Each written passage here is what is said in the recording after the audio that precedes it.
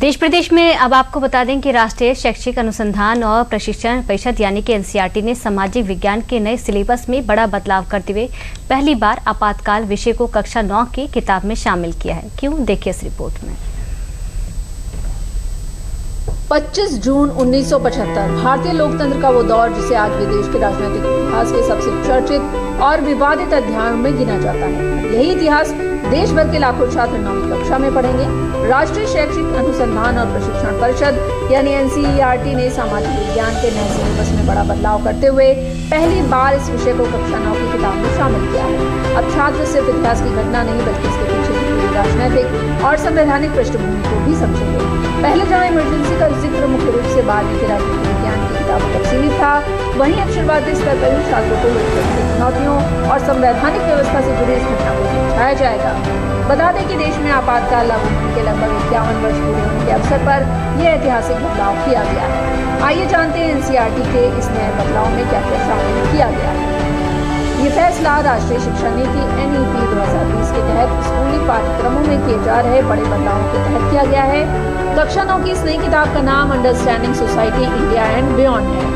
किताब में 1975 के आपातकाल को भारतीय लोकतंत्र के सामने आई सबसे बड़ी चुनौतियों में से एक मेजर चैलेंज टू डेमोक्रेसी के रूप में पेश किया गया है। इससे पहले आपातकाल का ये इतिहास केवल कक्षा 12 की राजनीति विज्ञान की किताबों में विस्तार से पढ़ाया जाता था।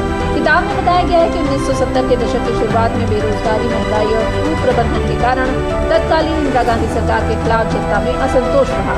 जून 1975 में आंतरिक अशांति का हवाला देते हुए आपातकाल लागू किया गया। अध्याय में मौलिक अधिकारों के निलंबन, प्रेस सेंसरशिप और विपक्षी नेताओं की गिरफ्तारियों का विस्तृत उल्लेख किया गया है। इसमें लोकनायक जयप्रकाश नारायण की भूमिका और उनके द्वारा बिहार व गुजरात में किए गए छात्र व जन आंदोलनों को प्रमुखता से शामिल किया गया है। 1977 में आपातकाल हटने के बाद आम चुनावों में सत्तारूढ़ सरकार की हार को भारतीय लोकतंत्र की मजबूती और लचीलेपन के उदाहरण के रूप में समझाया गया है। अपना एनसीईआरटी ने सही किया है। इमरजेंसी जैसे काले कारनामे को देश को भविष्य के पीढ़ी जाने, पढ़े, समझे, ऐसे दोबारा स्थिति ना आए, इसलिए एनसीईआरटी ने उसको विषय में लाए। एनसीईआरटी ने अच्छा काम किया।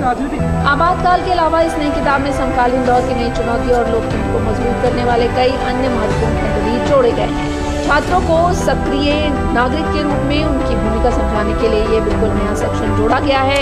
इसमें आज के समय के गंभीर मुद्दों जैसे फेक न्यूज, गलत सूचनाएं, सार्वजनिक संपत्ति को नुकसान पहुंचाना, गरीबी, क्षेत्रवाद और लैंगिक असमानता को भी शामिल किया गया है। मीडिया को लोकतंत्र के चौथे स्तंभ के रूप में परिभाषित करते हुए इसकी भूमिका को स्पष्ट किया गया है। एनसीईआरटी का ये बदलाव छात्रों को सिर्फ एक ऐतिहासिक घटना याद कराने तक सीमित नहीं है, बल्कि इसके जरिए लोकतंत्र, संविधान और नागरिक अधिकारों की अहमियत को समझाने की कोशिश की गई है। अब 9वीं के छात्र भी जानेंगे कि लोकतंत्र के सामने चुनौतियां क्या होती हैं और जनता की भागीदारी किस तरह लोकतांत्रिक व्यवस्था को मजबूत बनाती है।